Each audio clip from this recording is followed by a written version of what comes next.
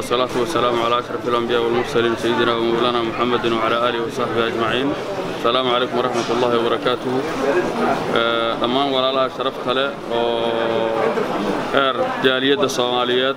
قدومي كحجية دمان حبنه iyo walaalaha qiimaha badan ee soo dhaweeyay oo cazimaada rasmiga noo fidiyay dawladda Finland oo saaxiibkay oo nagala joogo aad iyo aad ugu mahad celinaya salaan dabadeed runtii waa safar dheer soo galnay iminka waxaan joognaa airportka magaalada caasimadda Finland waxaan u nimid halkan cazimaad aan ka helnay dawladda Finland runtii qaybo kala duwan iyo hay'ado kala duwan aan kala kulmi doono biidin Allah taala sidoo kale waxaan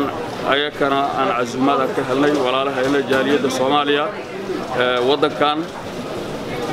si nabadgelyo ayaan ku nimid safar dheer dabadeed insha Allah taala waxaan joogi doonaa muddo kooban ilaa 19 bisha ayaan joogi doonaa 14 ayaan joogi doonaa biidin Allah taala